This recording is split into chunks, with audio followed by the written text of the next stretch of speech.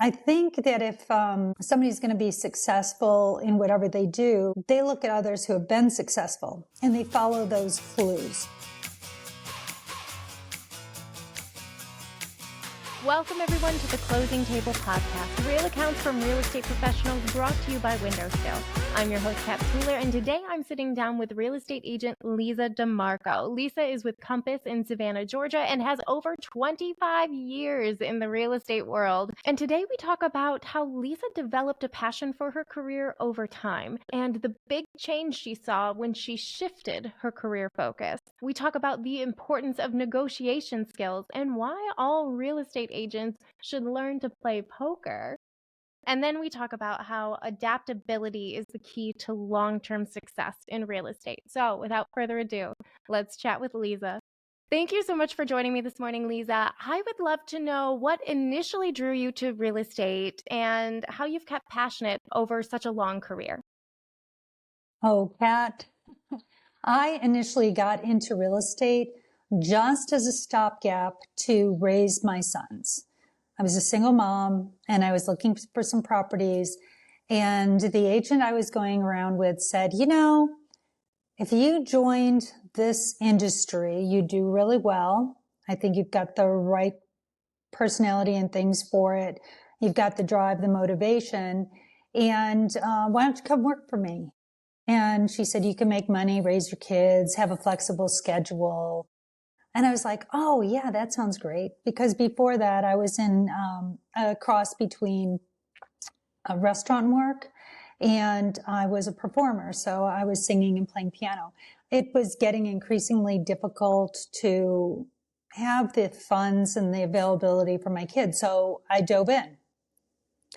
Little did I know that flexible meant 24/7.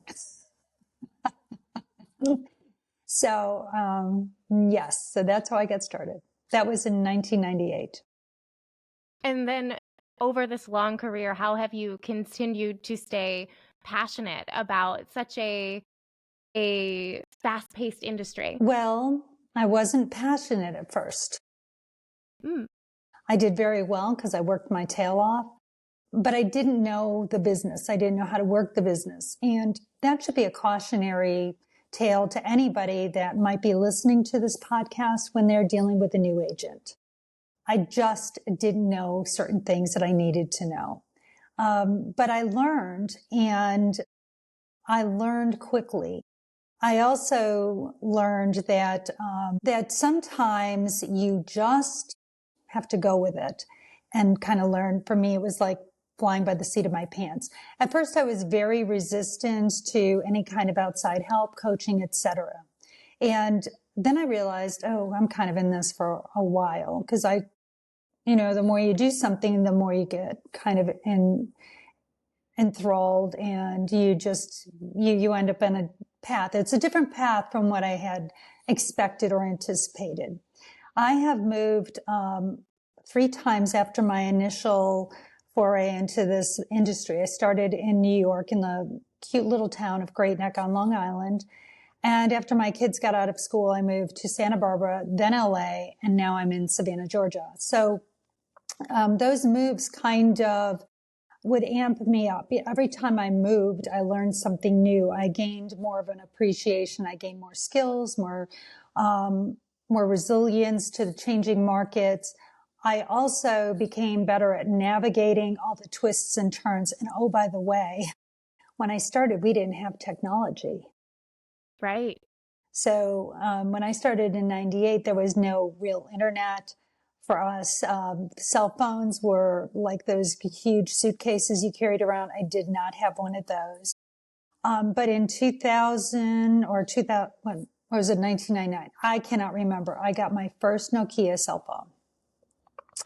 And then the internet came online after that with it going to digital.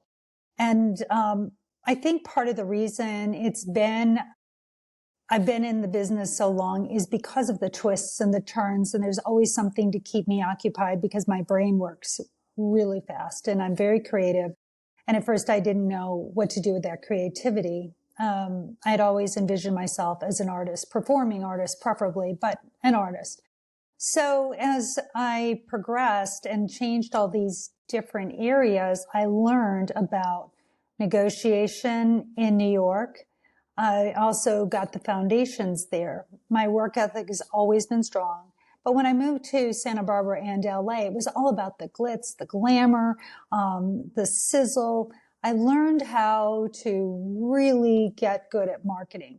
I was already okay because I had a background in art and creativity, but it wasn't until I saw everybody else around me. So I think that if somebody's going to be successful in whatever they do, they look at others who have been successful and they follow those clues.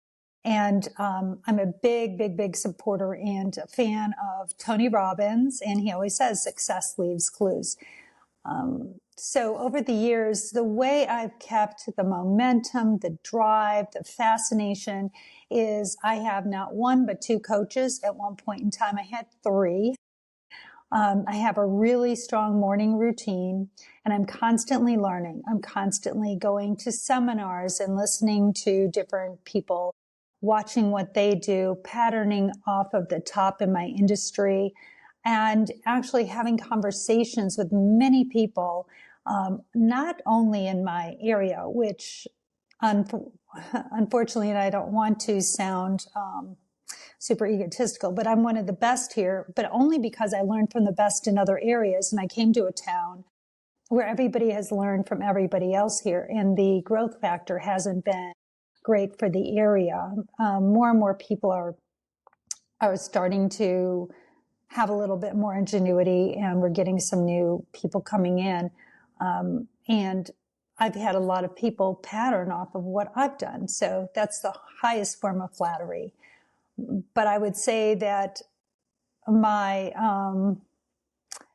success, my love for the industry has come with me learning, growing, patterning, and falling in love with my clients. I have the best clients ever. And so I find myself, I'm getting chills. I find myself helping a lot of people in a lot of different ways that I'd never expected to in this industry. Love that. On the subject of your clients, you've had this really long career, and the clients are the key. It's the whole thing, right? It's helping people. So what has been your approach to building those long-lasting relationships, especially having to kind of reinvent yourself each time you move location? So let me see how I can say this.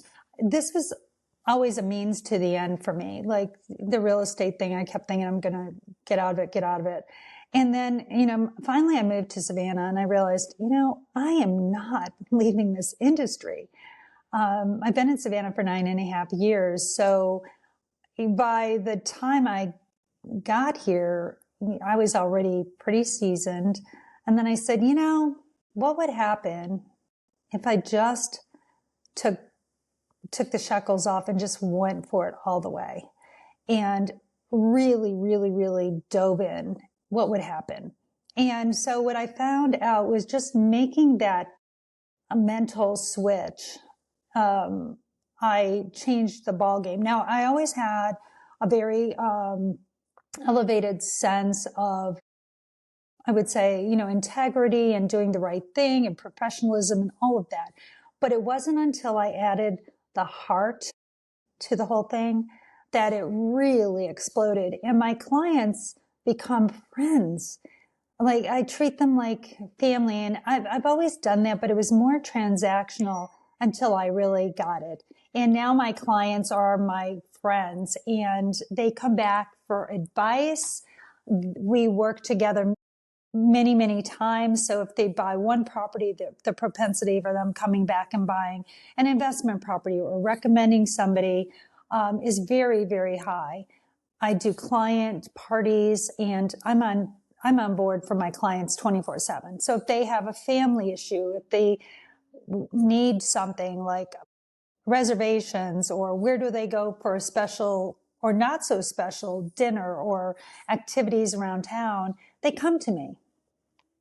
And they rely on me to help them. I become their advisor. I become their friend. I become part of their families. And it's just because I just love them all so much. And I'm willing to do whatever I can to help make their journey better. Once they get into the house, I check on them. I make sure they're okay. Do they need anything? Do they need craftsmen? Do they need recommendations? A lot of my people are coming in from other areas. Savannah is just full of great transplants. So I'm always on board to help them. Most recently, I have a client who I service down here in Savannah, sold her several homes in Bluffton, which is South Carolina. I'm licensed in South Carolina. We reorganized her portfolio. We sold her all of her things in Savannah. She moved to Atlanta, so I sold her properties in Bluffton. And most recently, she called me. She said, nobody else is going to handle my house sale. I'm moving to Houston and figure it out, but I want you on board. So with this beautiful company of mine, Compass, where everybody works together, I liaisoned with another agent, and we sold her investment property together. And now we're listing her main or primary home together, and we're getting that out. Over the weekend, before I got to this interview, I was in Houston with her. And wow. Yes, so she had asked me to go out. I'm an expert in relocations. She didn't really know that, but she trusts me implicitly. So we went out, and I have an agent that I'm working with there who she's helping my client, but I did all the legwork with my client. We looked at many different communities. We got into whatever we could get into to view on our own. I engaged my colleague, and I said, okay, now these are, after like 25 drive-bys, these are our final 6. So we went through all the properties, and I have to tell you, it was pretty exhausting for my client and I, but we got through it. And there was one that she identified as being possibly the one. And so it did so many cool things. I got to know my client better. We had some great times. We got lost together. We got stuck in the rain together. But in the end, I think that she walked away with a really good knowledge of Houston, and I had never been to Houston. That's so cool, because that's such a level of commitment so above and beyond most others. You know, I do think most others would help their clients, right? They set up the referral and whatever. But to go on this trip, right, to take the time out of your life to literally be there is huge. Well, I have to tell you, she's so dear to me. She's like my family. She just lost her mom. She's a little bit younger. And I think that just having the knowledge that I have is she knows I'm going to protect her, and I'm going to make sure the other agent does the same, that we find the right thing, the right fit, that she understands what's going on, that she can make the right choice for her family. Now, this is a big step for her. She has 2 13-year-olds. So she's moving a lot. She's moving her business. She's doing a lot at one time, and I just feel so honored to be a part of her process, because having somebody that you trust, that is like in your court all the way, I couldn't imagine like not having that support for her.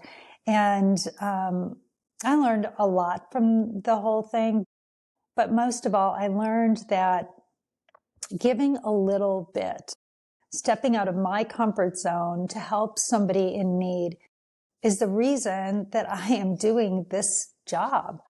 I didn't realize the rewards. Oh my God, I'm tearing up. I didn't realize the rewards I would find in stepping into this degree.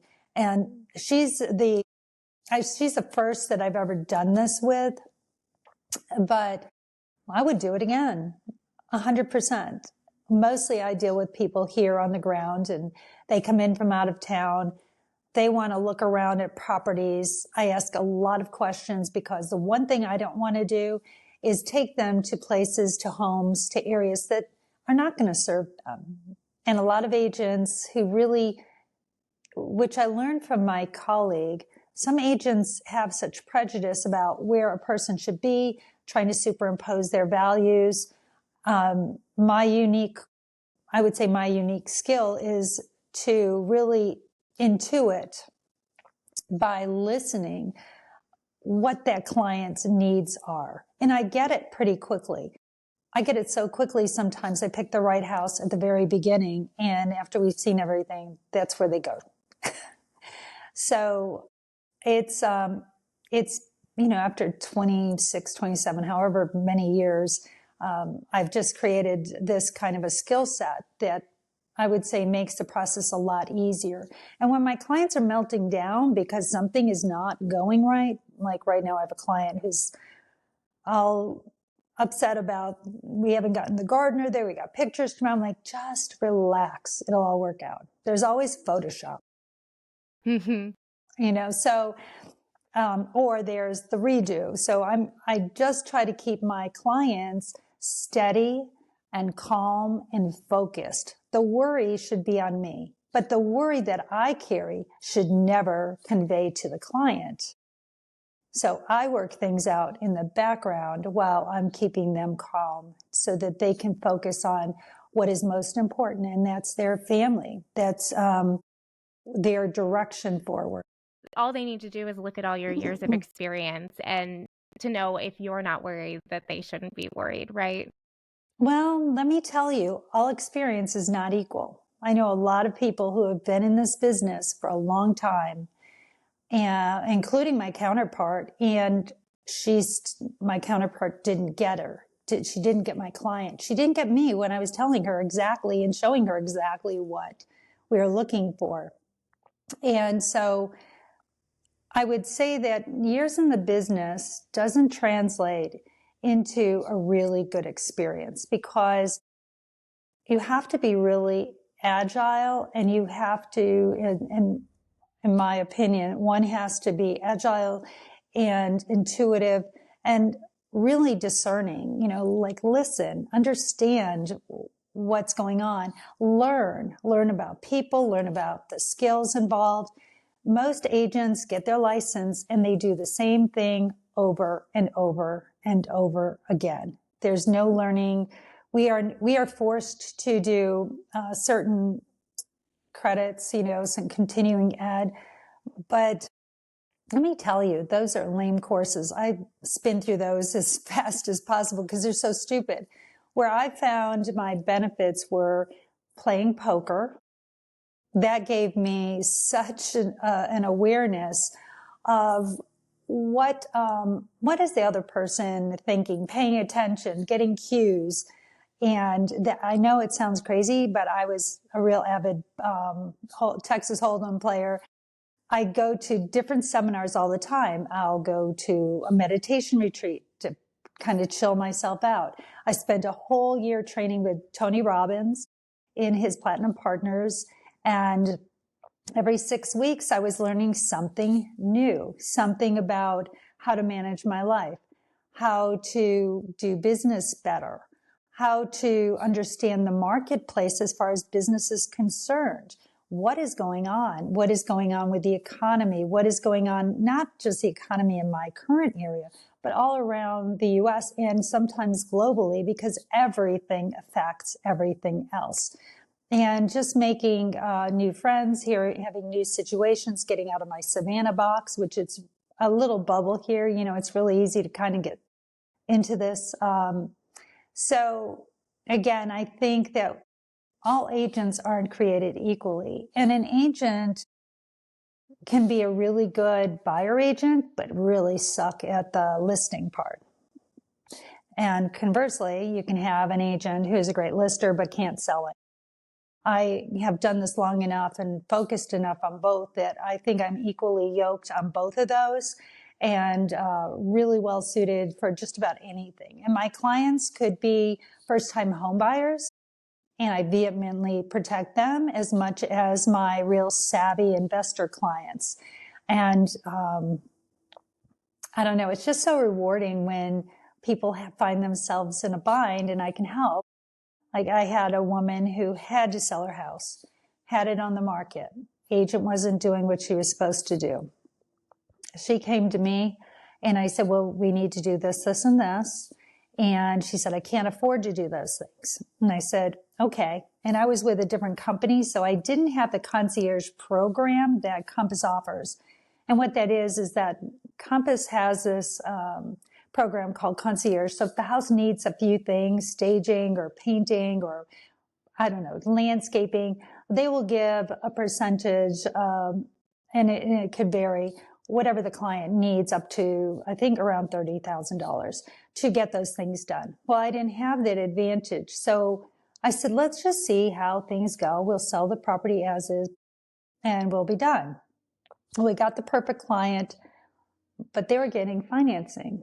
And the came right down to the end, and the appraiser said, we can't make this work unless she does these things. So we're trying to figure it out. She doesn't have the money. And luckily, I had a really good agent on the other side and a really good buyer. And the buyer said, we want the house. We are a week away from closing. We will front the money and we will get these things done. I'm like, great. Now we have 5 days. And I call my contractor friend and I said, look, I'm under the gun. I don't know what to do. Can you come out, give me estimates, and would you have the availability to get this done in a few days? So he did that. He said, sure. And in there, okay, this is a testimony to my great friend, Justin. In there, he was experiencing a really heart-aching situation. His dad ended up in ICU. But he showed up. He and his mom, who was going through, a lot too, they showed up every day. They did the work. I think they got it done in 3 days, just under the wire, so we could close. And my client just could not believe that we could pull out all the stops, service this particular situation so adeptly that it closed. And we did not have to delay the closing at all. She closed on time. So these types of things are what I excel at. I find that a lot of times my transactions can be complicated because it seems like I'm up for the challenge, so the universe just keeps giving those to me. I like the easy ones too, but those are some examples of when you really dig in, heart and soul, the difference that you can make in this industry. And that's what I feel drives me and propels me to become better and better and better and learn more and do more for my clients. Liza, I'm so fascinated listening to you and listening to your storytelling. And I would love to touch back on the poker aspect of things. I think that is such unique and great advice. I've spoken to another agent who suggested that all agents should take improv, which I think is another great piece of advice for, other reasons. But it really, the poker element, all the things you're saying, it really harkens back to the fact that you do have such a strong intuition. And as you're talking, I'm like thinking like, there's no question I could ask that's like how you could step by step develop this. I think it's just something you have to commit to, like listening and watching and learning. And then it seems like it just kind of forms itself. That's true. Poker, what I found with poker is I was asking myself back then, when I was in New York, we had attorneys doing all the background stuff. So we would really just put together what we called a deal sheet, and we would hammer out all of the negotiations, and then we would put it together and send it to the attorneys. And so often I wouldn't have, now I think everything is done in writing up in New York, but I would often be having a lot of verbal conversations. And I was trying to figure it out, what kind of client does this person really have? Are they real? What kind of qualifications? Okay, they're giving me this number, but where could they go? Where should we push? And with poker, you're always wondering, what does the other person have? Why did they play that last card? Why did the 3 times before they do A, B, and C? And then, so I started to really hone in on that. And I pay attention to who the person is when they show up. I'll do a little background check on the agent, see what kind of credentials they have, what they've sold. I just have to get a sense of who I'm dealing with. And when I get that sense, then I know how to push things forward. And so I think without poker, I probably wouldn't have had that muscle. And by the way, I did improv as well. Oh, yeah. Yeah, so you've done it all. I did. I showed up at the Laugh Factory for my graduation and actually got a couple of chuckles. It was hard to write the material, but easy to perform. So there's that aspect. That's so cool. So I'm curious, we have covered so much good advice, but what would maybe be one big piece of advice you would give to a new real estate agent starting out in 2024, 2025? Get involved with the best agent you can and train with them. The industry is very, very difficult now. It's not like when I started, nothing was online. People would show up with their New York Times in hand and want to look at properties based on a description. Now what I'm finding is people are moving around and they're coming from different areas. If you're in a small bedroom community and they're just moving around in that area, that's one thing. But if they're coming to a place like Savannah, they're also looking up in Myrtle Beach and Charleston and down to St. Augustine and who knows, Miami, the Keys, anywhere. So you need to know you need to know everything really well. And working with a top agent as an assistant and possibly a buyer's agent will really help you gain those skills that are needed. Do not be egotistical going in, because that step, what you're thinking of is a step backwards or a stumbling block, is actually going to be the springboard to move you faster and further.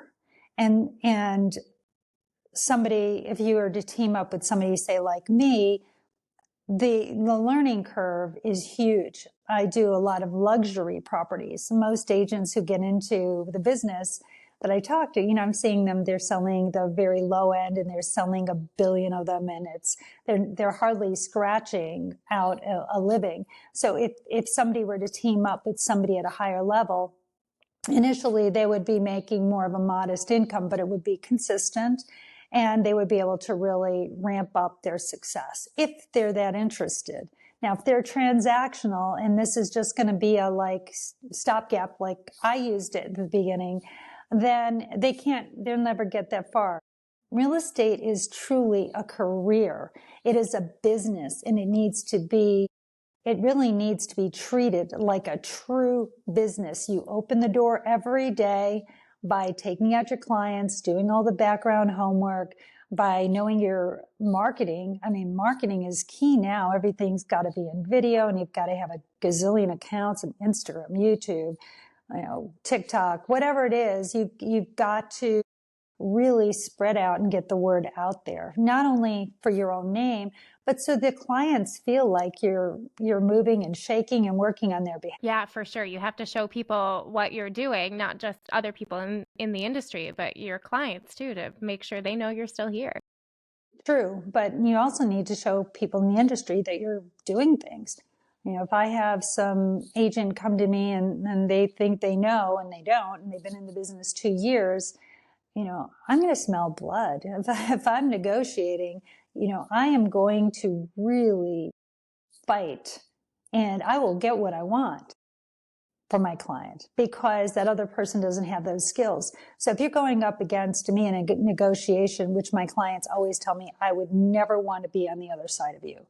And you don't have to be mean and ugly about it. You just know which levers to pull or push or how to get things done so it benefits your client. So speaking of your clients or even potential clients, I'm curious what your advice would be for first-time home buyers right now. Do your homework. The first thing you have to do is find out where you stand financially. Get a pre-approval. Speak to somebody. It doesn't cost you anything. And that way you know what your budget is. Number 2, do not take the first agent you encounter. Check it out. Interview a few. You might be paired up with that person for months, sometimes a year if you do things like intermittently and not really focus. A good agent is going to protect you. They're going to be able to give you the right advice at the right time. If you link up with a really good agent, they'll have everything at your disposal, including a really good lender, good people like I have with just different services, from contractors to electricians to plumbers to things like that. So once you get into the home, you have a resource to tug on. And a first-time home buyer doesn't know what they don't know. And if you have an agent that doesn't know what they don't know, now you're kind of like in this pickle.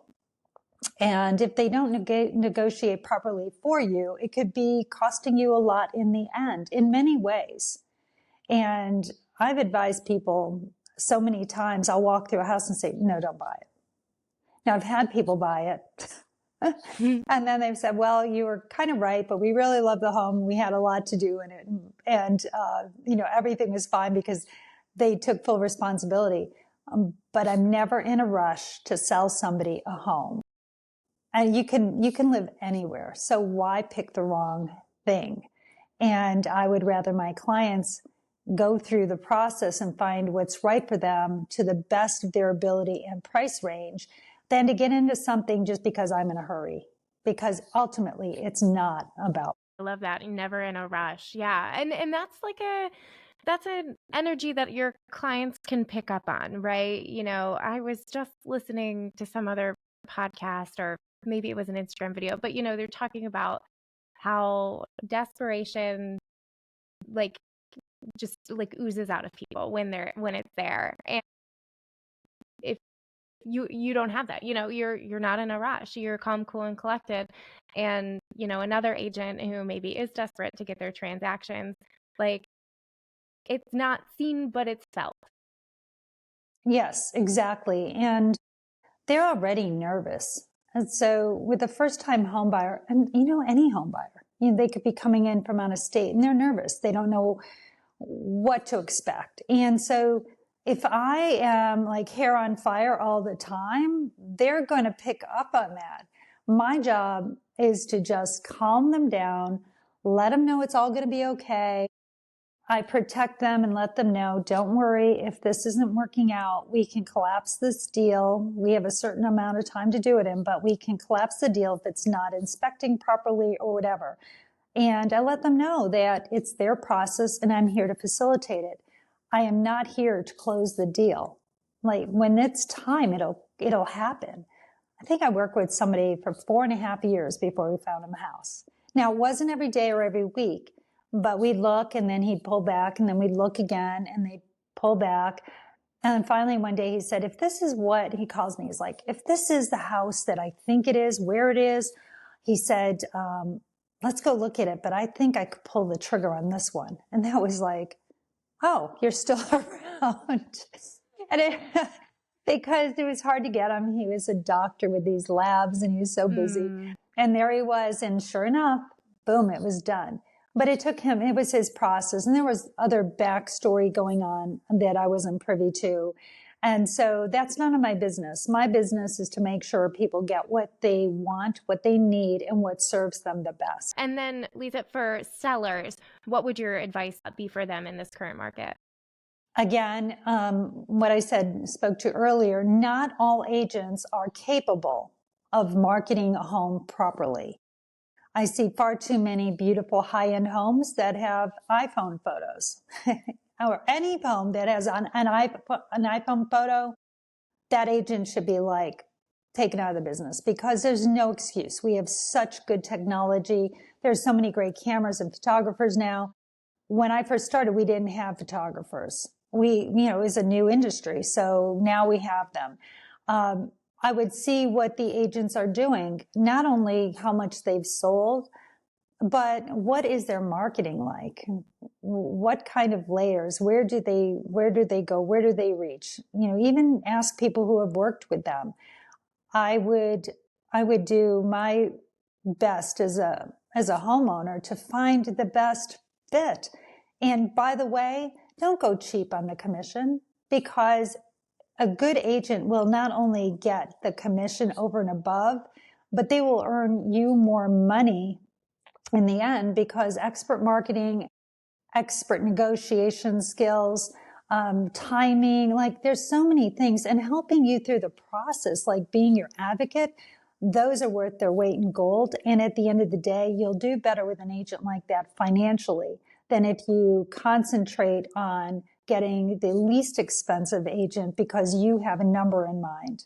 That never works out well. Right. I mean, you as agents are experts in the field, and I am a very big proponent of, deferring to your expertise. I had a friend recently who, needed to sell their home or is starting the process of selling their home because they're relocating and they're thinking like, oh, I think I need to do these various upgrades. And I said, have you talked to an agent? Like, before you do anything, stop, talk to an agent because they can guide you on this. You're on a timeline. You need an expert. Yeah. And I definitely agree with that. I think it's really imperative that a client, a seller, a buyer really do their due diligence on who they're hiring. Like most people wouldn't go to a doctor just like pick one out of the phone book. So why do that with your house? That's your largest investment. And so you don't want to mess that up buying or selling. You want to make sure that what you're doing is right for you. And again, a good agent who's been around the block a time or two could probably give you some good advice, like, not only for sellers staging or, helping them prep the house or whatever. It takes me sometimes months to get a house on the market. If I have that much time, if they're not in a hurry, we do all kinds of things. We prep it, we paint it, we get the landscaping just right, because in the end, you never have a second chance to make a great first impression. And if the client is in a bit of a hurry, no matter what, it still takes me a minimum of at least 10 days to get a property onto the market. There's just no way around that. And it's scheduling the photographer, getting out there. Some days are not good. Like it was raining this morning. It's beautiful and sunny today. This morning wouldn't have been good for photographs, but right now it's perfect. And you just can't rush that process. I think that the biggest key is take deep breaths, plan ahead, start talking to agents the minute you think about selling. Have them come over, see who they are. Do they feel enthusiastic about your property? How do you feel? It might take 6 months to sell your home. We're not quite in that seller's market anymore. And the higher the price point, the longer it takes in some areas. So it's really crucial that you start the process early. Same thing with buyers. If you're not ready you think, oh, I'm going to do this in a year. Well, talk to somebody, because guess what? While you're going through that year process, maybe we've got to clean up your credit. Maybe we have to make a plan that's sustainable so that we can get you into the property that you would really do well in. But it would take us getting credit up, maybe getting some of your liabilities paid off. There's so many factors. So I would say the longer lead time that you can give yourself and to your agent, the better you're going to fare. I think that's great advice. Liza, we are coming to a close on 2024. I'm wondering, how your goals went for this year and how you're looking at your goal setting for 2025. So 2025 is going to be interesting. This year I had a switch with my my affiliation, so that made for a little bumpier of a year. And going into 2025, I have I don't know how many listings. I got a lot of beautiful listings that have come on. So going into the end of this, this last quarter and into the beginning of next year, I'm looking at probably exceeding my goals already. And so that's good news. The wild card is the election, which is today. And what is that going to do? What kind of effect is that going to have? People have not had a lot of confidence this past, I would say, year and a half. Going into this election, depending on who wins, we could either have continued momentum or we could kind of go crazy and just kind of roll into a ball. I don't think that's going to happen. I foresee, I don't have a crystal ball, but I foresee a lot of pent-up demand. Yeah, that's kind of what I'm hearing from people. Other agents think that, 2025 could be a very exciting year for real estate. And I hope it is for everybody. Yeah, me too. I'm really looking forward to seeing what's coming up next. I've been through many elections in my career. It always ends up the same thing, but this year was different. I have seen activity right up until, like, I'm still got people getting out and buying and doing things. Usually people will just kind of like take deep breaths starting in around June, July, but I've been really busy. Our August, September always slows down because it's transitional between summer and then school and then last minute travels to Europe and things like that. But once we get into the cooler month of October, we really pick up, which we have. And I was shocked that we were this close to the election and picking up steam. So I am very optimistic going forward in every way. I think people are kind of over all the surrounding noise with the elections, and they still have to buy, sell, and invest. So they're going to be doing that, I think, just seamlessly. Totally. Well, Liza, it was so wonderful talking with you today. Would you like to tell people how they can follow you, how they can work with you? Well, if you just type in my name into Google search, Liza DiMarco, Lizadi, capital Marco, you will find my YouTube channel. You will find my website, which is just LizaDiMarco.com. You'll find my affiliations, Instagram, Facebook, anything and everything. I'm not at all private online, so you could probably find me just about everywhere. And if you're flying into the Savannah airport, you'll see my ads there. And if you get lucky enough to get stuck behind a trolley with my photo on it, you can find me there too. So I am not shy. I used to be very shy. I used to be a secret agent. But now I have learned that it's really good to kind of toot your own horn, especially when you're doing good things for other people. I love it. Well, we will link all of those below so people can find you with just a click. Liza, thank you so much.